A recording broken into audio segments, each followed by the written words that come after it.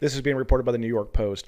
Mexico's Gulf Cartel turns over 5 members tied to Americans deadly kidnapping. Have you heard about this? How the American tourists were kidnapped and killed in Mexico?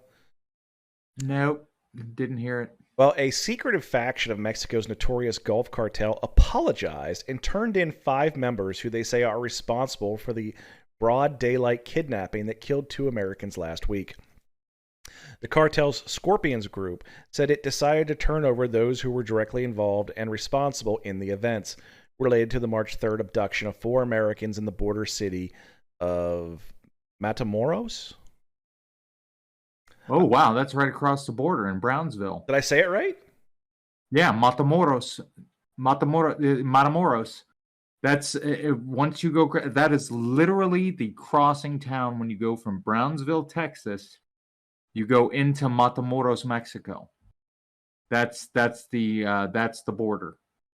Well, according to a letter leaked to the Associated Press by the state law enforcement sources, the letter also claimed that 5 members acted under their own decision-making and lack of discipline when they attacked victims Latavia McGee, Shahid Woodard, Zindale Brown, and Eric Williams.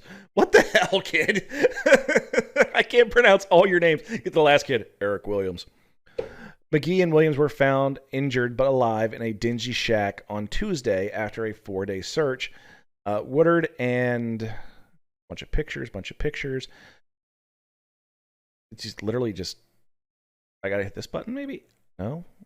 Oh, Woodard and Brown, however, had been shot dead. The ambush in the letter states went against the Gulf Cartel's policy of respecting life and the well-being of innocents. The source also showed the outlet a photograph of the 5 implicated men laying bound face down on the pavement. A separate source, a state security official, told the Associated Press that the men were found tied up in a vehicle that is at the center of the kidnapping investigation.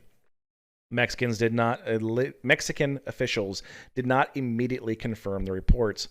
News of the possible arrest comes amid reports that Mexican law enforcement is pursuing a possible drug trafficking motive for the abduction, which some experts initially speculated was a tragic case of mistaken identity.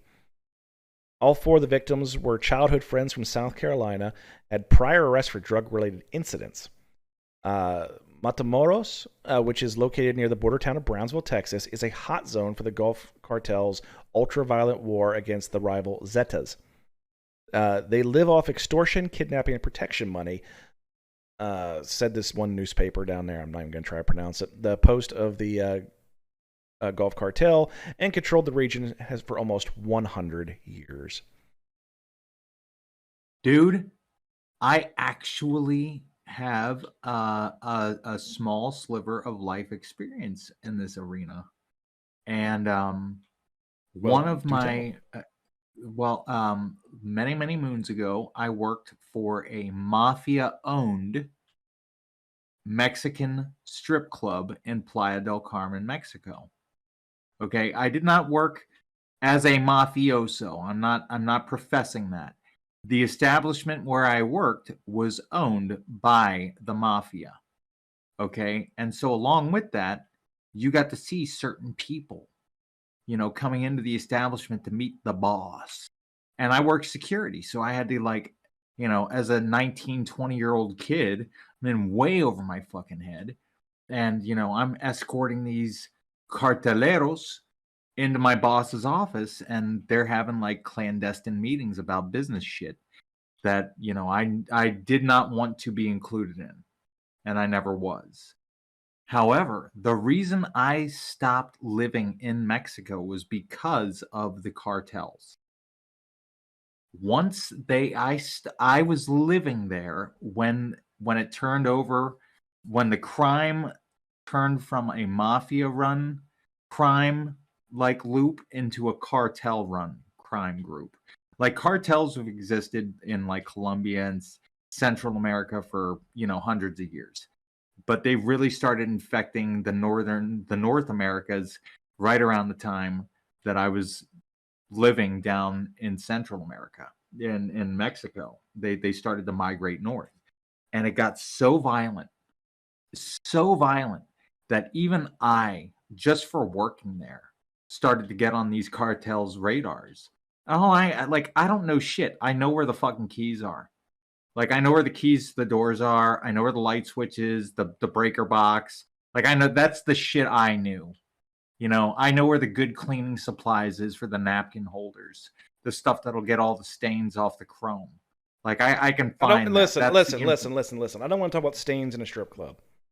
but well, right. But that's the scope of my responsibilities and what I really knew.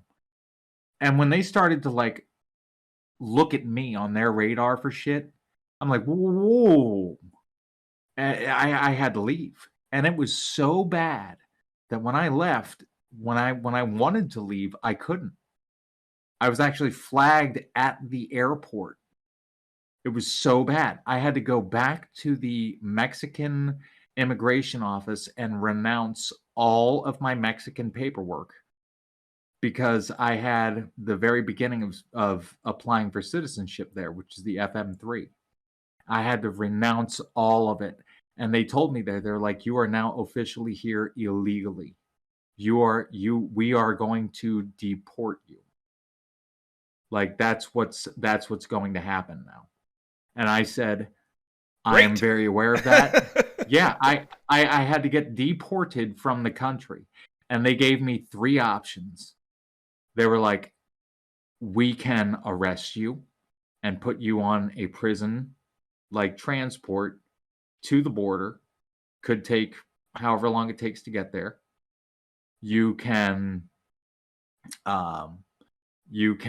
they gave me like some other bullshit option that would have involved me having to stay in the country for like another 2 weeks. They were like, yeah, you can claim official asylum and then we can turn you over to whoever and then we can have you deported that way. Or you can report to your embassy and fund your own, transport from the country. But your own removal. Yeah, you can be responsible for your own removal, but it would have to be done through your embassy. And I was like, yes, I would like to do that. Like I already had the consulate. And not only that, I lived in Playa del Carmen. In order to leave the country, I had to go from Playa del Carmen, which is in the state of Quintana Roo. I had to travel 4 hours west to the capital of the state of Yucatan, which is called Merida. And I couldn't go to the Cancun American consulate to get this done.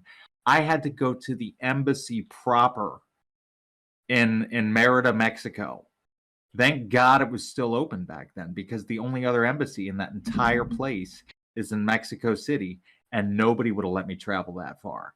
I had to bribe them over $1,000 to let me leave that immigration office without a cop. But and it was all because of the cartels, and I did nothing. I had no information. I was just a low man on the totem pole. I was running around, and people that I worked with were just dis-a-fucking-peering. Like, and it was all because of these cartel guys. And then, like, it just got so rowdy. Like, they don't fuck around. Don't fuck with the cartels. Like, people are like, oh, well, if I ever met a cartelero, I would just, shoot them because we have the Second Amendment here. It's like, no. They don't care about your right. They don't care about your guns. They have more of them. Yeah. And they will use them. They have more of them. They have, like, they can't take on the army. I'm not going to say that they're that powerful. Not our army. But they're powerful enough to where they've taken over entire countries.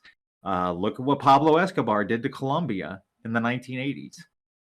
One of my managers actually left the mafia to go work for the Zetas cartel. So, I mean, like, these people, they hide behind an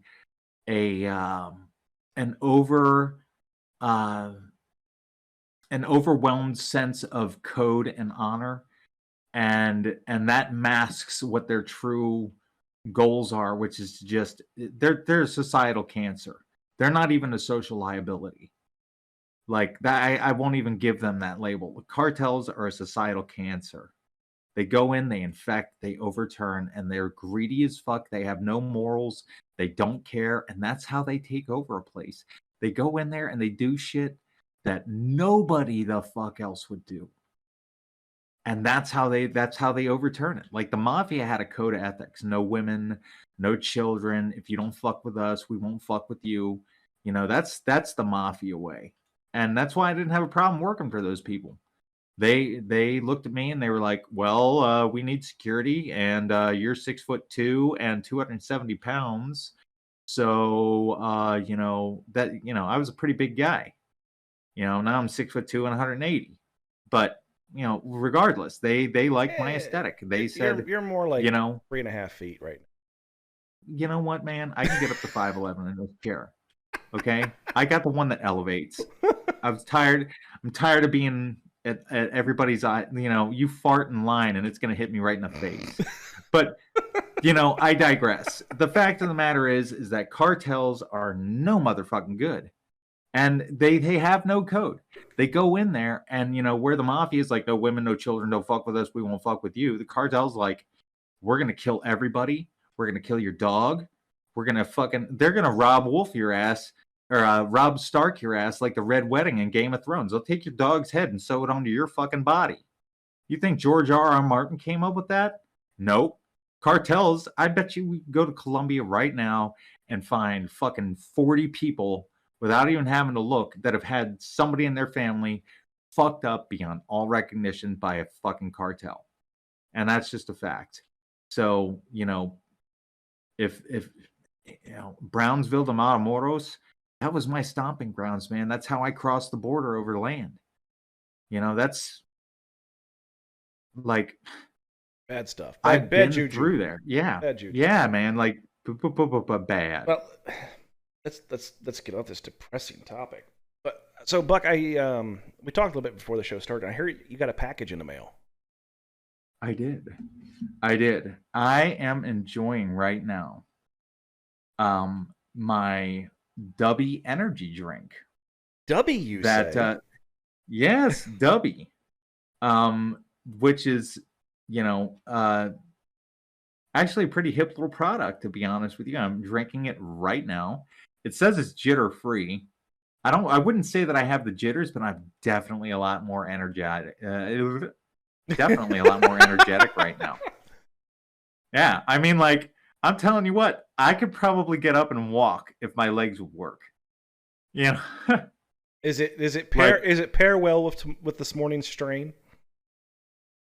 You know what? I got to tell you, as far as bud pairing with this, I would have to say I am sampling right now the beach and peach flavor.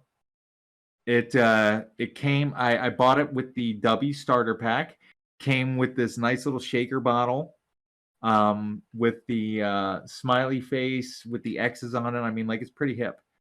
And I never owned a shaker bottle before, because people in wheelchairs don't work out and have no need for shit like this. But now I have one and I feel like I rule. And so it tastes pretty good too. Beach and peach is a nice little name for the flavor. You got a nice discount with checkout, didn't you? I did. I used the promo code RAZ01 and I got 10% off of my order. The Dubby starter pack is my recommendation for the way to go, because even if you don't like the energy drink, you get a pretty hip little shaker bottle. And I personally think that the energy drink tastes great. So that's I'm right, drinking folks. it right now. You can go to dubby.gg, dubby.gg.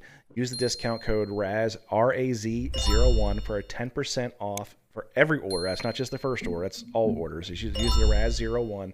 Get 10% off any order from dubby.com and help support the show. Anyway.